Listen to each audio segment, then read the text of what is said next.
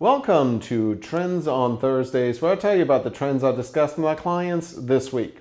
This week I'll talk about Generation Z, Google, political ads, and responsive ads. First up, reportedly 97% of Generation Z now owns a smartphone. Those that don't are probably on the younger end of the spectrum. Generation Z, by the way, lasted from about 1997 to about 2012, followed by Generation Alpha, seeing we ran out of letters at Z. Anyways, Generation Z is already spending like mad, with 16 to 22-year-olds spending an estimated $44 billion a year in the US alone and influencing a total of $600 billion a year total. This all according to a report by App Annie.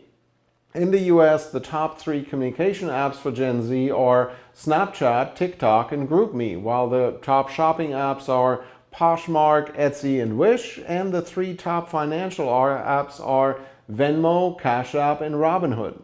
Sadly, very few baby boomers have any idea what any of those apps are or what they do.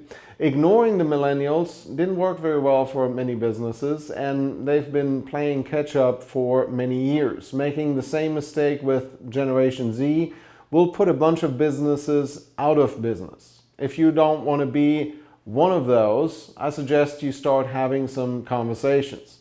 I had lunch with a friend today that's Generation Z, and we both learned quite a few things, and that's what it's all about. Next up, Google rolled out another algorithm update to improve how they understand search phrases. Basically, if you search a phrase, Google until now tried to extract the most important words and searched for that. Can you get medicine for someone at a pharmacy would pick out medicine and pharmacy and give me local drugstores. Clearly not what I intended. The new algorithm picks up on the for someone and spits out much better results. This is good news for websites that actually try to put out relevant content.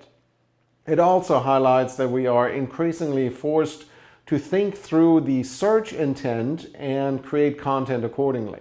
SEO has gone from stuffing as many keywords as possible into websites to anticipating the need of my ideal client and providing all the info that they will need to make the right decision, which is hopefully buying what I'm selling.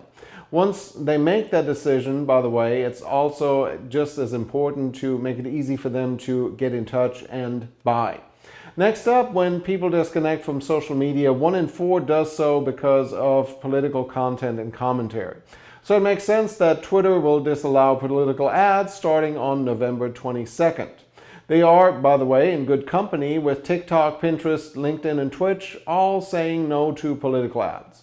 Politics tends to be divisive these days, and well, who wants all of that? I have to say that I personally enjoy LinkedIn because it tends to be much more civil and professional as opposed to Facebook, for example.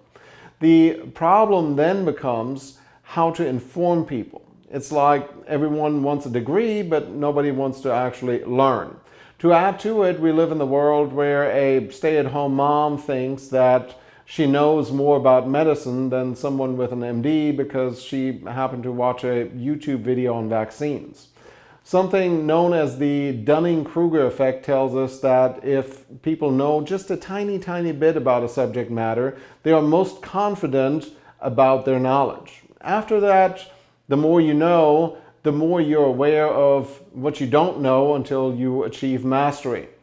So the important things for all of us would be to be better informed before making statements on Facebook or anywhere else for that matter.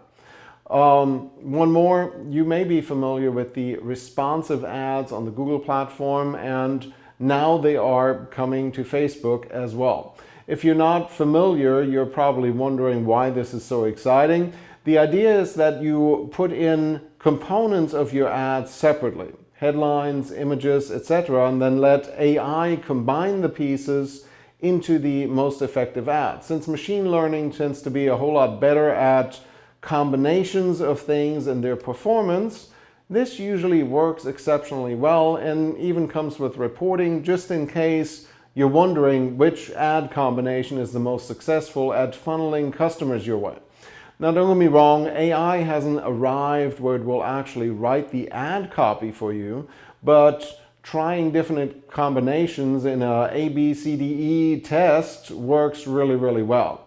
If you have several headlines and subhead ideas you wonder about, maybe even combined with several images, this could actually make life a whole lot easier and, mind you, cheaper.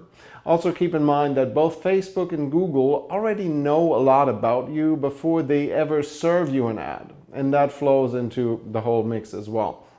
By the way, if you're wondering how Google sees you, you should really go check out adsettings.google.com and be probably amazed. Anyways, that's it for Trends on Thursdays. Please like and share this video. I'll be back on Monday. Until then, I'm Tobias Wilhelm.